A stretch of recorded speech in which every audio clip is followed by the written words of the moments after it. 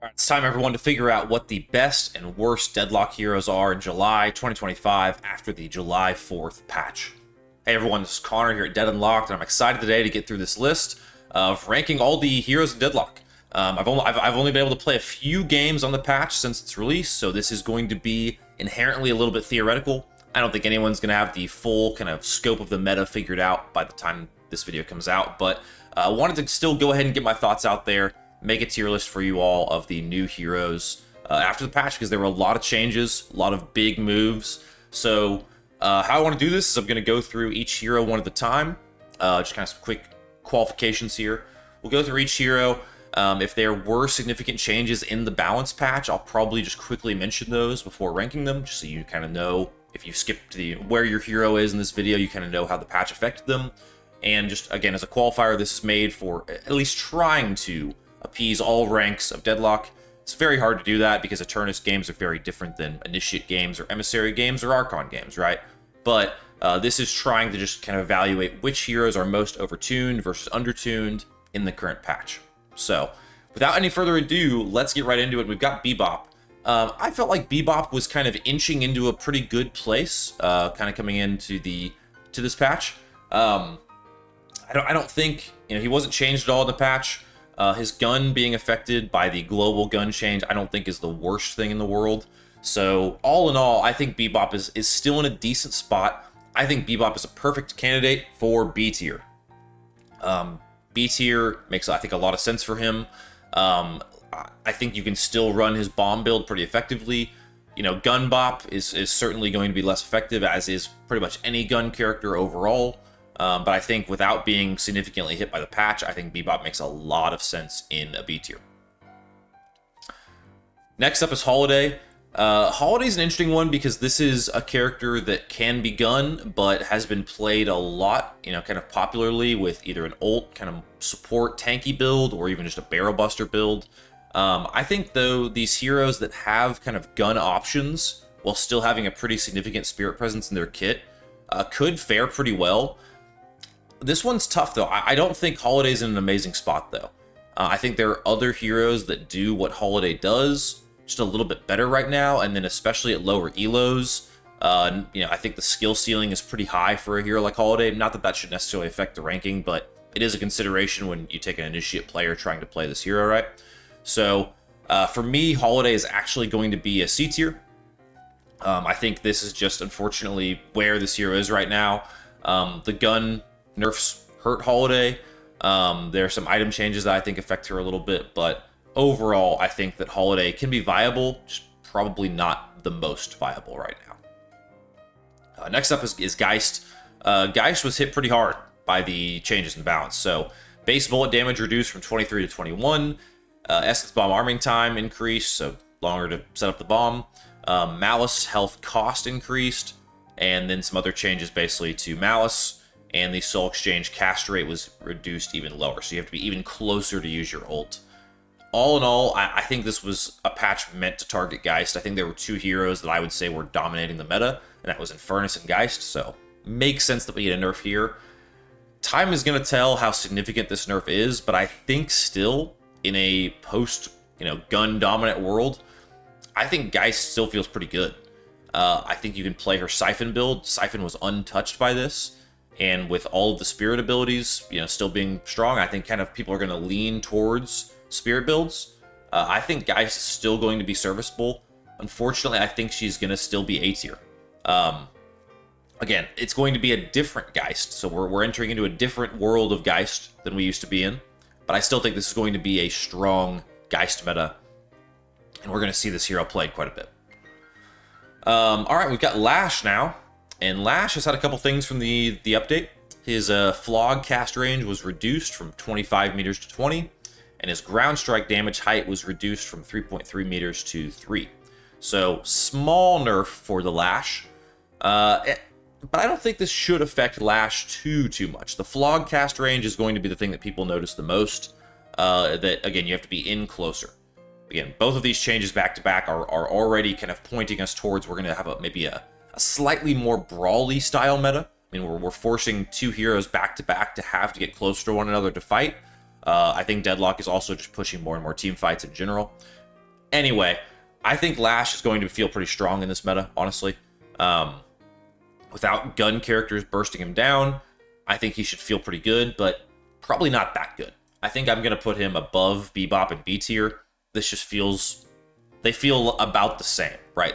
For me, B tier on my tier list represents a spot where it's almost a coin flip whether they can take over a game or not, but you should feel somewhat dependable playing these heroes. That's how I feel like you're going to be with Bebop and Lash.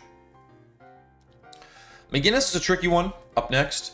McGinnis, you know, I think she's polarizing with how you rate this hero. I think some people could have easily put her in D tier, but then we saw her played in the Deadlock Fight Night as a gun carry. That certainly won't be the case anymore, I don't think. There were some changes made to McGinnis, so her heavy barrage DPS was increased by 6%. So anytime you get a sweeping percentage like that to damage on an ability, that is the devs basically saying, yeah, this was overtuned or undertuned, basically the direction it went. Her mini turrets got some kind of bug fixes, and her healing, her medicinal specter basically comes out faster and has a better visual cue. It's kind of a nice little update if you haven't played her yet. I feel like McGinnis is always going to be on that line, right? Because I could see in some lower elo games, a McGinnis being able to really take over. If she's not able to be punished, things like that. I could also see her wall being misused, though, and some other mistakes being made. I recommend this hero for new players, but I also got some pushback in that video and totally understand why, right? So all in all, I think McGinnis is another one in B tier. Like, I'm stacking up B tier right away, but I think she's going to feel better than she did. I think the turret build is probably going to feel at least somewhat back, but I could also, I'm going to be interested to see if there's going to be ult builds that emerge from McGinnis, because I could kind of, I could see it, one, because of the 6% damage increase, but two, I mean, I think that the game is also just kind of leaning in that direction, right? For a little bit more spirit use and a little bit more, you know, if you can apply spirit use from far away like that, I think it can feel really strong in this patch. All right, next up is Mo and Krill, and Mo and Krill was untouched by the patch, and I felt like he's been kind of slowly on this power creep anyway. And then I'm gonna, you know, put something out there that, you know, we talked about these last two changes with Geist and Lash. Players wanting to get in more on fights. There's some other things in this patch that do that too, and based on what heroes I think are going to be good, I think Mo and Krill could easily make a case for being one of the better heroes in this patch. I don't know that, again, this is going to take some time to evaluate, but he is my first S tier selection. Again, this is one of those patches where I think with having to do with items and heroes, it's almost sometimes good to just not be on these patches. You know, if you're a hero, if you like to play a hero and you don't see them, it's probably just a good thing in general, right? I think that's certainly the case for Mo and Krill. I think he was already starting to become more and more appealing to play, and this only serves to help him, especially because, you know, if you're playing a gun hero, I think even at almost any rank, and you're going up against a Mo and in your lane and another hero, who are you shooting constantly? Now, for me, it's the Mo. Easiest target to hit. So it's not just based on that logic that we're ranking him high, but I think there are you know, several circumstances leading to Mo being much, much stronger. So I've got Mo in S tier for this list. Next up is Paradox. Paradox, only change in the patch notes was his gun recoil was made to be a little bit smoother. So, like, the slightest of buffs, rather. That being said, I feel like Paradox was kind of in the middle of the pack. Gun damage across the board is going to probably hurt things like Carbine, you know, the kind of express shot Carbine build, right? But I think Paradox has a lot of other ways to be serviceable. And, you know, when you compare Paradox to a hero like Holliday, right now, it's tough, but I think I would lean towards having Paradox on the team, but I don't think it's all that close. And so I think I'll put Paradox right here, kind of actually behind Bebop. As a catch hero, I think I'd rather have Bebop on the team right now, because his catch is much more frequent, and it's, you know, again, I think he's just a little bit better right now for what he can do for a team. But, you know, all of these are a little bit lower because they do a very similar thing that Mo and Krill does, but I think with the style of game Deadlock is heading into after this patch, I think Mo and Krill is just a little bit better right now. So I've got Paradox in the currently stacked B tier. Next up is Pocket. Pocket in the patch notes just had some bug fixes, it looks like, with Cloak. Basically just it getting stuck on places. It should just function a little smoother now, should glide, around, different textures and surfaces a little easier. But I think Pocket is another one that could really, really, really benefit from the current patch iteration. At least based on the logic that I'm kind of going with so far. I'm going to have Pocket in A tier above Lady Geist. I think, not that this will be a just Pocket meta, but I think you're going to see Pocket in your games a lot more. He's another one that was not nerfed. I think has kind of slowly been creeping up. Doesn't really rely on gun damage. At least the way my mind works with this coming patch, he checks a lot of the boxes for being very, very effective. So, excited to see how Pocket plays in the current patch. Next up is 7, a hero that I play a lot of. I love Ult 7. I don't know that anyone doesn't like playing Ult 7. It's just a really fun, fly up in the air, zap everyone. However, his Storm Cloud DPS was reduced by 10%. That is a huge change, I think. I mean, for something that ticks every time, you're getting 10% every single time that ticks. Is less than that, right? I think he'll still be serviceable. It's not like he's an unplayable hero, but I think this is probably a good change. It shouldn't just be that in any objective scenario, the 7 can just ult and no one can go out there to fight, or it's very hard to stay out there in the battle, at least for a really long period of time. That being said, I still think 7 is going to be good. You can do a lot else with him. I mean, I have a stun melee build that is, basically just untouched by the patch, so you can see some stun maxing going on. Power Surge is still a very strong ability, even though gun, global is a little worse. I think that is still a great way to farm. I think you're still going to see 7 in games quite a bit.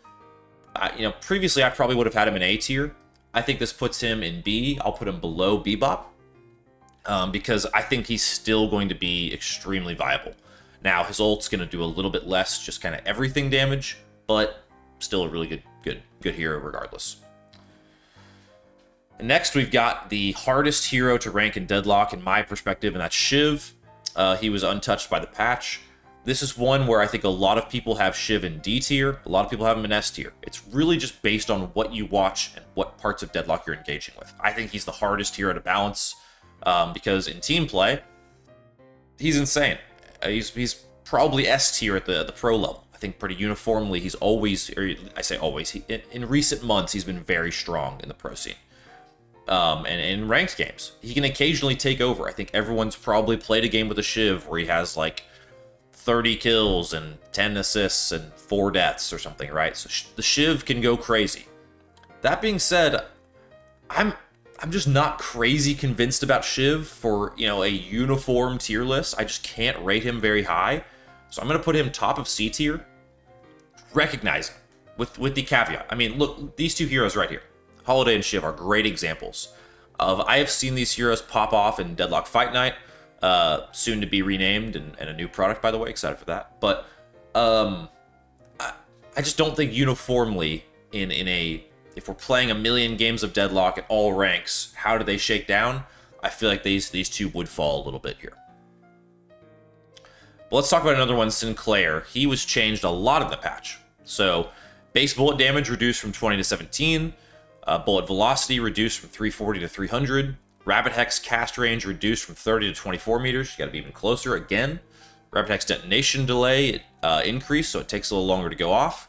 The move speed increased while you're in that hex form, and can no longer teleport back to assistant while silenced or cursed. This one really hurts Sinclair.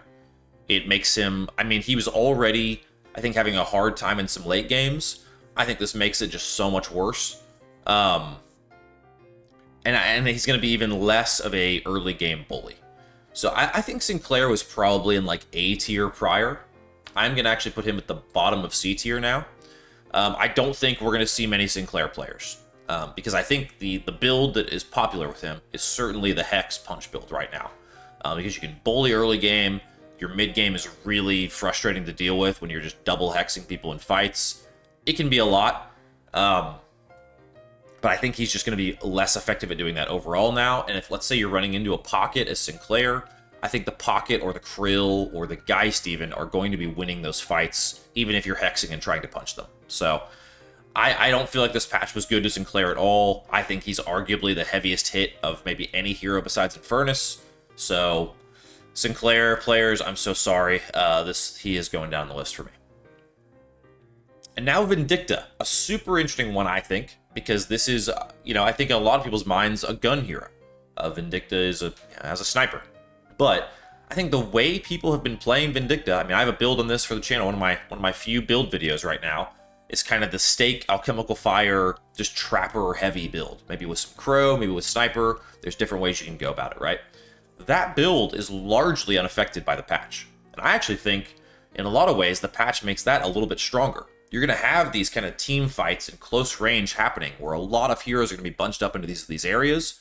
And at least with that build, Vindicta is going to be extremely serviceable in taking those heroes out, doing a big burst of AoE puddle damage.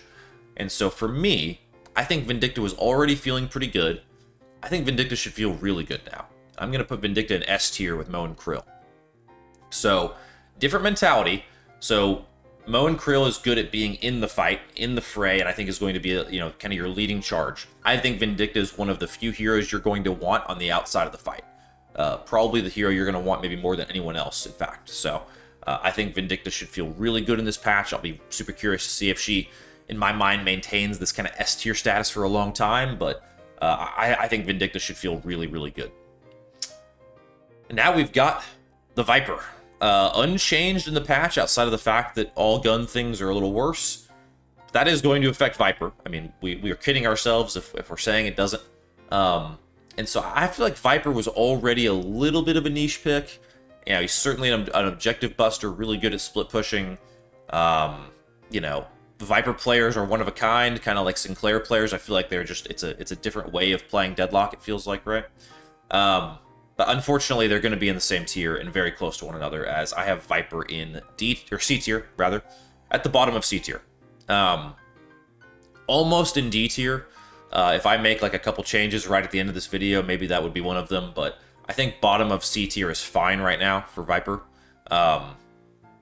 Just not a hero that I think is going to be super, super effective in the current patch. I mean, even if you wanted to play a slightly gun character, you need to have some spirit options, I think, available. Vyper has them somewhat, but just not a hero that I think is going to be super, super serviceable moving forward. All right, let's look at Warden now. So Warden was affected in the previous patch to this one quite a bit, but in this one, all that changes is his base bullet damage is reduced from 17.6 to 17. A really, really slight change for Warden. One that I feel like is pretty negligible. Now, what worries me about Warden is I wonder if, if you just kind of tunnel visioned this July 4th patch and said, oh, Warden should be fine, right? His ult still strong, especially in a brawly kind of meta. I think that's the case. Like that's a big part of me wants to believe that. But then I remember, I think it was June 17th was when the patch came out, and it really ticked down his ult build, basically. That being said, I still think Warden is going to feel really good. Probably about as good as Geist does, so I'm going to put Warden in A tier below Geist. Again, I think this is just a product partially of what we're going to see frontline heroes do, and that's going to be still brawling quite a bit. And now you have less bullets to be able to burst him down from range. I think he should have an easier time getting in, and so I could see Warden feeling pretty good.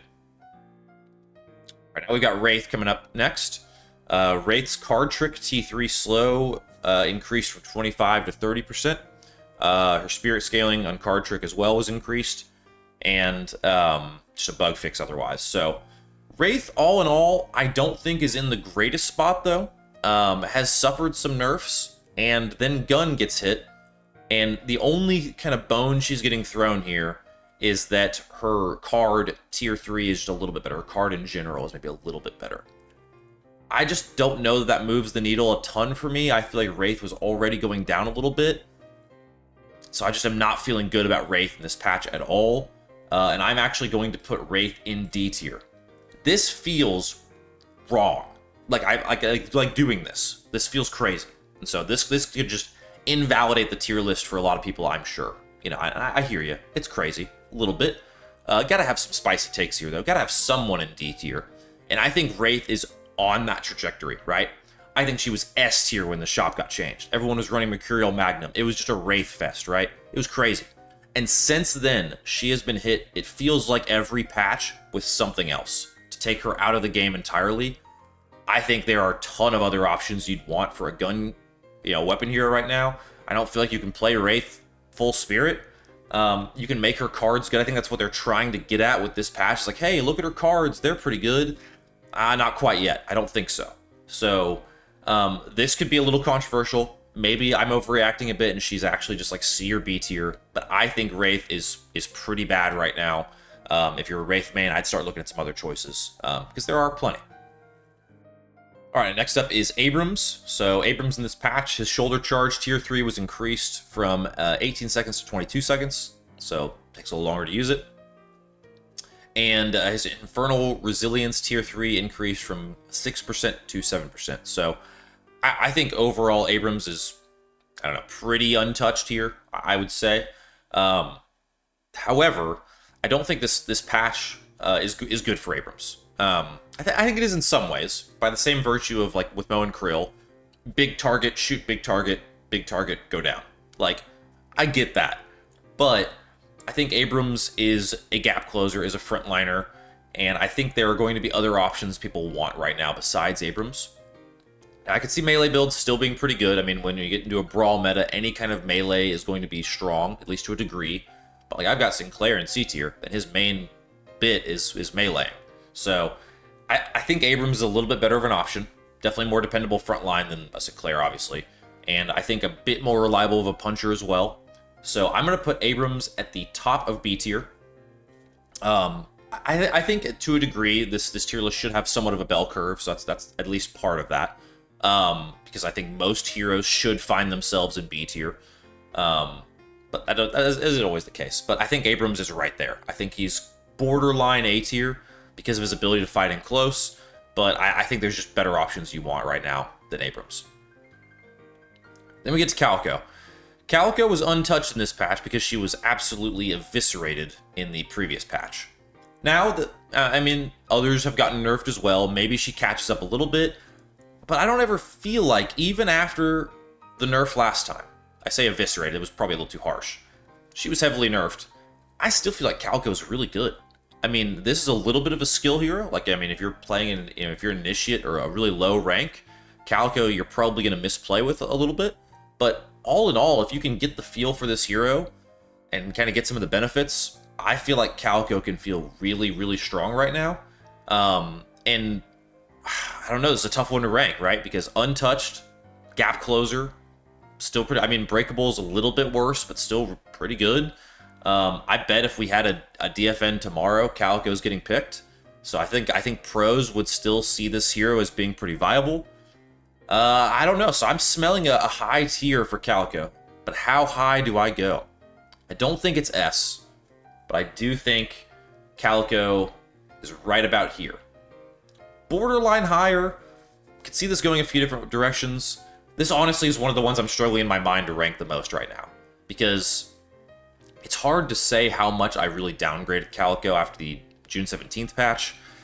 Then being untouched now and kind of some gun things changed, some other heroes nerfed, I feel like it's actually okay for Calico. So, A tier is where I'm feeling for this one. But this one, honestly, I don't play a lot of Calico personally, so I'd be open to some feedback in the comments. Like, am I just way off on Calico? There's a few heroes like that, ones that I just don't interact with that much. Vyper's probably another one I just don't play. So if you play one of these heroes, if you're a dedicated main to one of these heroes and you have a strong opinion about that, let me know. I'm always fine to do a tier list 2.0. Let's get over here to Dynamo, though. Dynamo, I'm looking through, was untouched by the patch. And I think this is really good for Dynamo. So Dynamo Stomp build and ult should feel really good. And with just less healing presence overall because of the reduction of rescue beams viability, some other things, I think Dynamo stonks way up. I'm putting Dynamo in S tier behind Vindicta. I think this could be a patch where we see a lot more Dynamo being played. There's heavy value in his ultimate. Stomp build is a way to get pretty good, AoE spirit range damage. And I think this could feel really good to play some Dynamo. And another hero that I think could feel pretty good to play right now is Great Talon.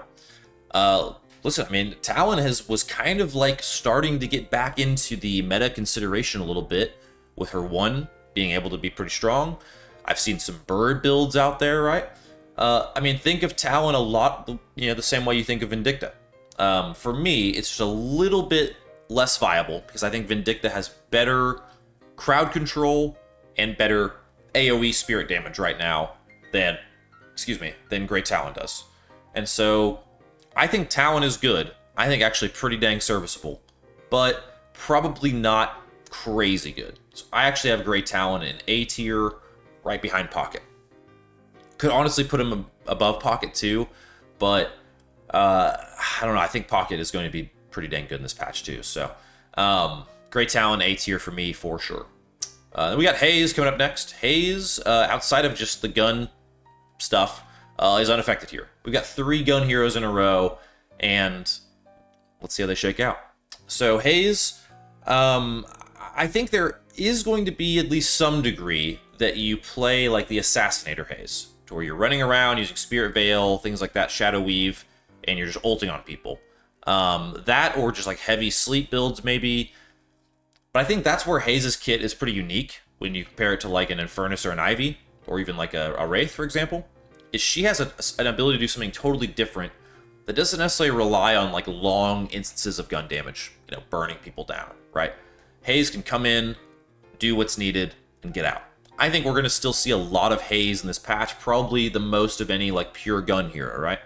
So I actually have Haze right here in B tier. That's where I'm going to put her. I think, like I said, I think we're still going to see a lot of Haze, still ability to do a lot of different things as Haze. And I obviously the gun stuff hurts her, but I think she probably was A tier, just moves down 1 tier for me. All right, had to take a drink of water before we get to Infernus because there's a lot here.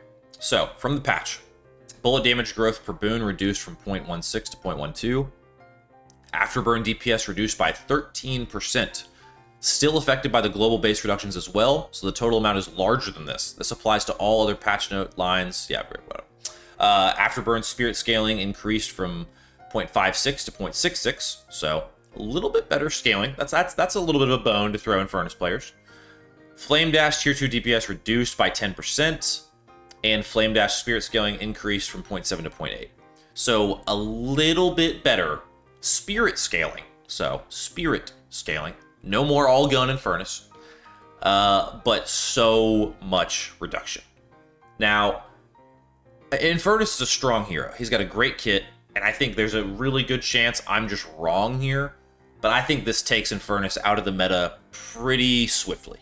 Now, he was S+ tier. He was like in his own tier, I would say probably with Geist, maybe last patch, right? I feel like this really, really hurts Infernus. Now, all that being said, there's still a few heroes. He's not at the bottom of the tier list, or anything like that.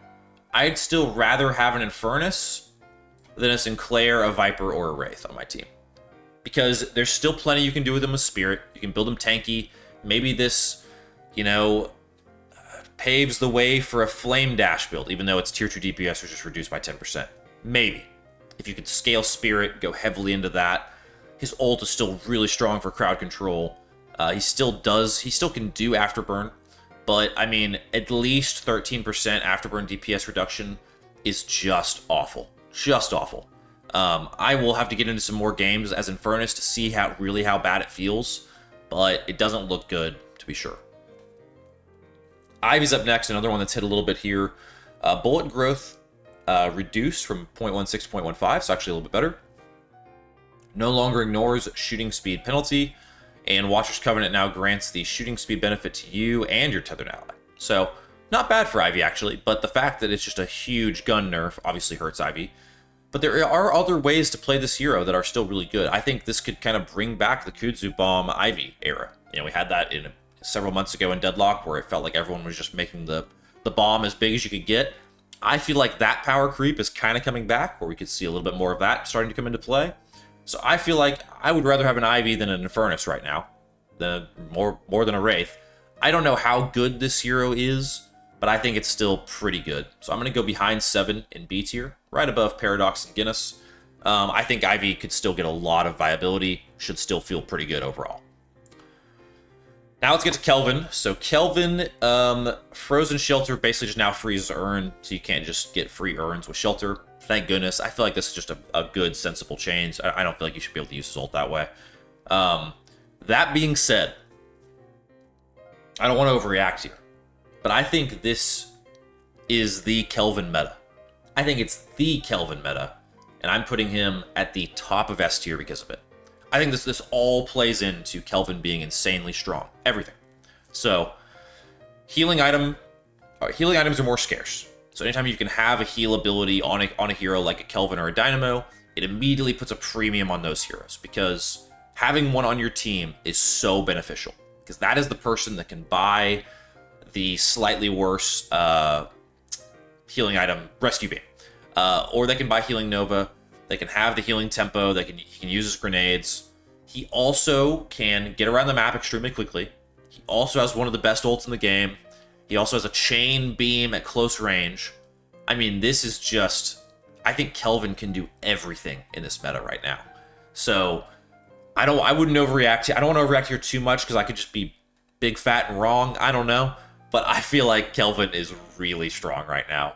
If you're a Kelvin player, rejoice. I think this is your patch. I could be just totally wrong, but I feel like this is, like, unbelievably good for Kelvin. So, Kelvin is top of S tier for me. Viscous, my boy. I'm like trying to be a Viscous main. You know, he's getting up there for me. I feel like Viscous after the last patch was hurt a little bit. I mean, his just kind of everything about his kit was at least slightly hit. I think it was mainly his like goo ball form was made a little bit easier to hit.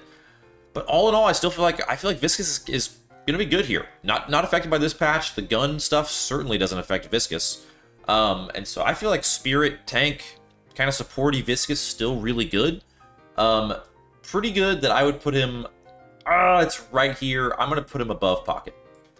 I think he's in the same vein. He could be that kind of third contender for like a support tank hero behind Kelvin and Dynamo. I still think I would rather have both of those than a Viscous right now. But Viscous is a bit more hybrid than like Dynamo, for example, where Dynamo has the Stomp. Viscous obviously has Splatter Goo Ball, which can do a lot if you go more in the Spirit direction late game. Also just really good at disrupting those brawl fights. If you're going up against a Kelvin, Mo, and Krill, Viscous is one of the best heroes you can have. So that to me is a huge consideration. I think he's a great counter pick, really strong, well-rounded, kind of checks all the boxes of what I'm looking for in the current patch. Then we get to Yamato. I don't think Yamato was hit. Nope. Yamato is a sleeper because I don't feel like people have been talking about Yamato very much in a while. I think kind of nichely used in DFN, but otherwise, I feel like this could be Yamato's time to kind of come back into the fray. I have Yamato in S tier. I'm going to actually go above Dynamo here. I think if you were to craft a team of these S tier heroes, you'd be in really good shape. But I think Yamato is just, again, talking about checking all the boxes, ability to close the gap, crazy burst, crazy sustain, ability to be really tanky and spirit heavy, not hurt all that much by all the gun changes. So Yamato has been kind of waiting in the wings, I think, in these last few patches, and this is kind of I think this is where the spike happens, where we see Yamato finally surge back up. I think Yamato is always going to be one of those heroes that is either somewhat irrelevant or dominant in the meta. Kind of seems like a tough one to balance in that way. And so I feel like for this iteration of Deadlock, expect Yamato to be pretty dominant. On the other end of the spectrum, though, is Mirage. I think Mirage has one of the weirdest and heaviest hits of the patch, and that is Jin's Mark now has a range limit on application of 45 meters, and then he has a kind of bug fix from there. Listen, I mean, this is a pure gun hero, and you just took away his ability to at least be ultra annoying at range. I think Mirage is done. I actually would put Mirage in D tier at the very, very bottom, below Wraith. And that feels a little icky to do. And again, the caveat that I keep giving is these C and D tier heroes. You know, you could watch some DFN team or some really, really strong team make a team of basically just these that probably do really well. I recognize that can happen. Mirage, I think, can be viable still. It's not like this is just an erased hero from the game. But I think if you're comparing him to the overall pool and you're talking about what's going to be viable the most often, I think Mirage is not that. I think Mirage is going to fall into kind of that niche category. His ult feels really situational. I mean, you can split lane, do all those things, but I think you need a spirit contribution in this game right now. I don't think you can rely on just a pure kind of gun scenario, and I just don't think Mirage is that convincing for me. So, all in all, taking a look at this tier list, I think, like I've said, I'm positing that the current meta is going to shift heavily into sustain, spirit, and kind of in-close fights. And whether you can help supplement those in-close fights, or whether you're kind of a part of them yourself as a hero, I think those are the boxes I'm looking to check. A lot of these middle-tier heroes can, like, kind of do both. So, like, Abrams can be in, but I think there are better choices right now. Haze can poke, but it's kind of from the mid-range, so is going to be looking to get in with that kind of Shadow Weave, you know, just ult build. Lash can certainly get in, and his ult, I think, is going to be pretty important, actually. Bebop, same way. You're catching people to pull them out of fights, or just to get value from those pick potential. 7 is the global 7 vibes. And then the rest, I think, are, again, more that mid-range, trying to stay a little bit distance from the fight, but can provide some value when they're in it. That is going to be a huge component, I think, of the Deadlock meta moving forward. However, it's very early on. This patch has only been out for a day and a half, so this is certainly a tier list in the works. I will try and get an edit to this as soon as I can, but also I'm expecting, like, you know, maybe the next update is a major one where we get some new heroes. So I think this could be one that we only see this iteration of Deadlock for a little bit. So I wanted to make a tier list as quick as possible, just because I think we could see some big changes coming up soon. So all in all, let me know your comments on the list. Again, this is new. Patches came out. Open to feedback. Open to some suggestions on this one. First, you know, tier list on the channel, though, so it feels good to get one out. But anyways, as always, thank you all so much for tuning in. Like and subscribe. It's a brand new channel, so I really appreciate the support as we try and grow this thing. But yeah, we'll see y'all in the next one. From our house to yours. Thanks for tuning in to Dead Unlocked.